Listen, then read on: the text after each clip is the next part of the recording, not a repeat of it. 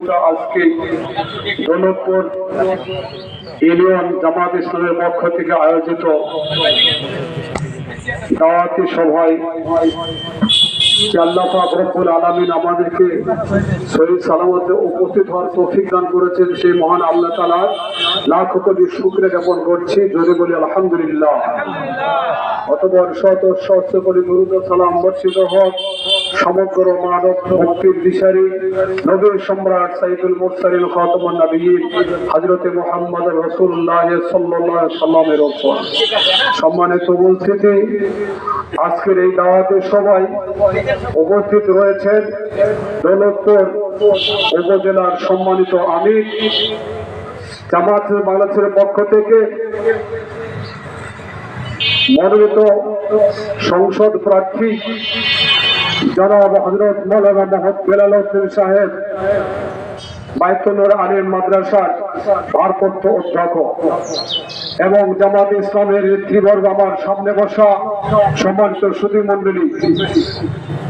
কোরআনুল কারীম থেকে আমি আপনাদের সামনে একটা আয়াত পাঠ করেছি, সূরা আলে ইমরানের 104 নম্বর আয়াত। এখানে আল্লাহ পাক ইরশাদ করেন, ওয়ালতাকুম মিনকুম উম্মাতুন ইয়াদউনা ইলাল খায়র, তোমাদের মধ্যে হতে একটা দল, একটা পার্টি থাকা অত্যাবশ্যক, যাদের কাজ হবে ইয়াদউনা ইলাল খায়র, কল্যাণের দিকে মানুষকে আহ্বান করা, মঙ্গলের দিকে আহ্বান করা, আর তারা সৎ কাজের আদেশ করবে, অসৎ কাজের নিষেধ করবে। উলাইকা হুমুল মুফলিহুন, আর ওই কিয়ামতের ময়দানে মহা মুসিবত দিলে একটা সফলকামী দল, একটা সফলকামী পার্টি, তার মানে ওরাই কাল কিয়ামতের ময়দানে মহা মুসিবতের দিনে সুখের স্বর্গ জান্নাত লাভ করবে আর জাহান্নাম থেকে মুক্তি পাবে। জোরে বলুন সুবহানাল্লাহ।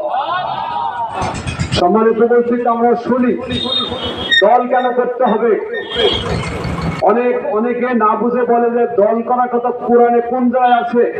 104 নম্বর আয়াতটা পাঠ করে আপনি আপনাদেরকে অনুবাদ শুনলাম, এটি স্পষ্ট প্রমাণ হলো যে দল করা ফরজ। কোরআনুল কারীমে যেগুলি আমর শব্দ, আদেশ সূচক শব্দে ব্যবহার করা হয়েছে, এখানে আমর গায়েব ব্যবহার করা হয়েছে, বিধায় বোঝা গেল দল করা ফরজ। বলুন, দল করা ফরজ না নফল? দল করা ফরজ।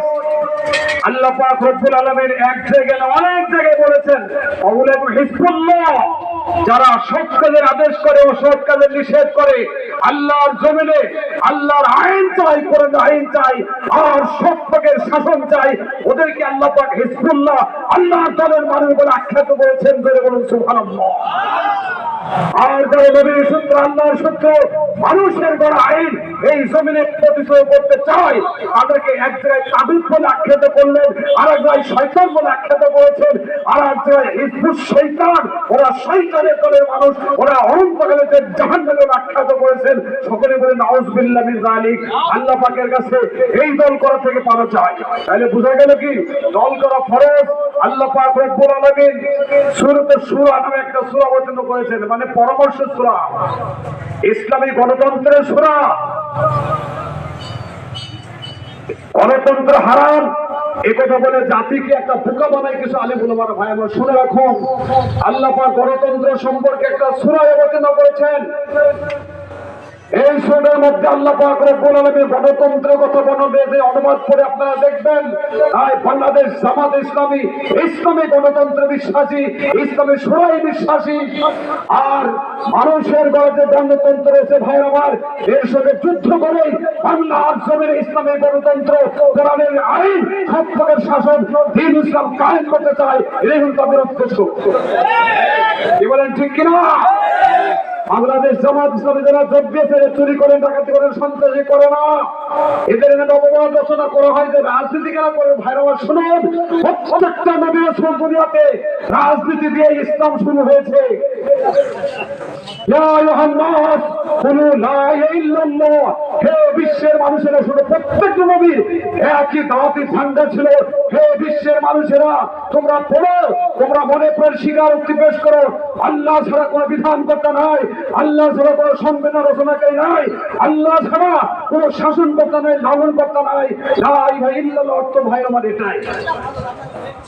খালি মুখ দিয়ে পড়লাম হয়ে গেল না, না, মুখ দিয়ে তো আপনার জবান দিয়ে তো ওই আব্দুল উপায় বলেছে তারপরে কেউ জাহান্নামে হলো? ভাইয়ের আমার বলুন, হলো তোমাদের উপরে জান্নাতি মানুষ হলেন। আল্লাহ নবী ঘোষণা করলেন ওমর ফিল জান্নাহ, উসমান ফিল জান্নাহ ওয়া আলী ফিল জান্নাহ। এমনি হয়ে 10 জন সাহাবার নাম বলে সব জান্নাতি, এরাও কলেমা পড়েছে। আব্দুল্লাহ বিন উবাইও কলেমা পড়েছে। আব্দুল্লাহ উবাই গেল চিরকালে জাহান্নামে মারা গেল।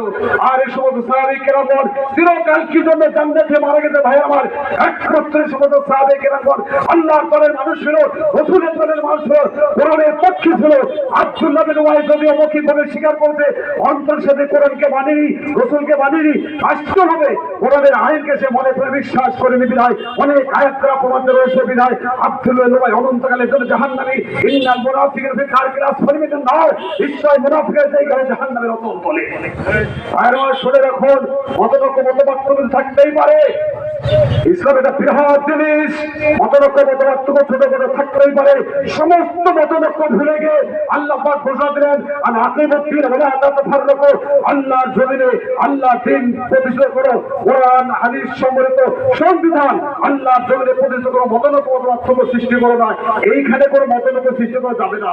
এইখানে এমন একটা দল করতে হবে যারা কোরআনের শাসন চাই, কোরআনের আইন চাই, সত্যের শাসন চাই, আল্লাহর জমিনে আল্লাহর দিন কায়েম করতে চায়।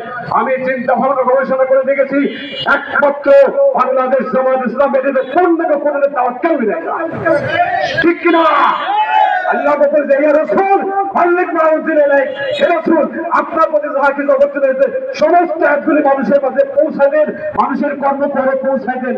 মানুষ যে সমস্ত আয়াতগুলি দণ্ডবিধির আয়াত আছে, রাজনীতির আয়াত আছে, রাষ্ট্র পরিচালনার আয়াত আছে, ভাইয়ের আমার, কোন আলেমরা এগুলো প্রকাশ করে না।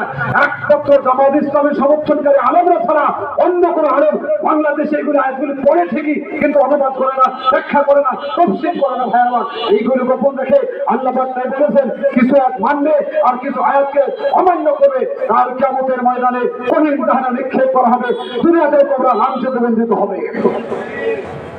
সম্মানিত উপস্থিতি, আল্লাহ পাক বলেছেন ওয়াতাসিমু বিহাবলিল্লাহি জামিআ ওয়া লা তাফাররাকু, আল্লাহর রশিকে সংঘবদ্ধভাবে জামাতবদ্ধভাবে দলবদ্ধ হয়ে আঁকড়ে পড়ে থাকো, খবরদার পথভ্রষ্ট বিপদগামী হবে না।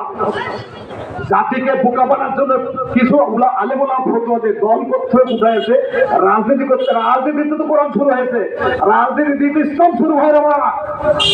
আল্লাহ নবী প্রথম দাওয়াত দিলেন কি লা ইলাহা ইল্লাল্লাহ, আল্লাহ ছাড়া তো বিধান করতে নয়, আল্লাহ ছাড়া কোনো সংবিধান রচনাকারী নয়, এর নাম হলো লা ইলাহা ইল্লাল্লাহ, মুহাম্মদ রাসূলুল্লাহ সাল্লাল্লাহু আলাইহি ওয়াসাল্লাম, মুহাম্মদ সাল্লাল্লাহু আলাইহি ওয়াসাল্লাম একমাত্র আমাদের আদর্শ নেতা, একমাত্র আদর্শটা মোহাম্মদ সাল্লাল্লাহু আলাইহি সাল্লাম। এই জন্য স্লোগান থাকবে যে বাংলার জমিনে আমরা কোরআনের আইন চাই আর সৎ লোকের শাসন চাই। ভাই আমার, যদি আমরা রাষ্ট্রভাবে কোরআনের আইন প্রতিষ্ঠিত করতে পারি, ভাই আমার, বাংলার জমি থেকে সুদ, ঘুষ, মদ, জুয়া, ব্যভিচার, অন্যায়, অত্যাচার এগুলো তো চলে যাবে, এই জমি থেকে পাপ পর্যন্ত উঠে যাবে। চলে বলুন সুবহানাল্লাহ বিহামদিহি। এই জন্য একই স্লোগান থাকবে, আমরা বাংলার জমিনে আমরা কোরআনের আইন চাই আর সৎ লোকের শাসন চাই। কি বলেন চান্দিকা? চান নাকি বলেন? সবাই হাত তোলেন। আল্লাহর জমিনে কোরআনের আইন চাই, সৎ লোকের শাসন চাই। আল্লাহ আপনি কবুল করুন। আমরা যেন বাংলার জমিনে দ্বীনুল ইসলাম কায়েম প্রতিষ্ঠা দেখে কোরআনের আইন, কোরআনের শাসন প্রত্যেকে আমরা মৃত্যুবরণ করতে পারি। আল্লাহুম্মা আমিন। সকলকে ধন্যবাদ দিয়ে আমার সংক্ষিপ্ত সময় শেষ করলাম। আসসালামু আলাইকুম ওয়া রাহমাতুল্লাহি ওয়া বারাকাতুহু ওয়া আখিরু আলহামদুলিল্লাহি রাব্বিল আলামিন।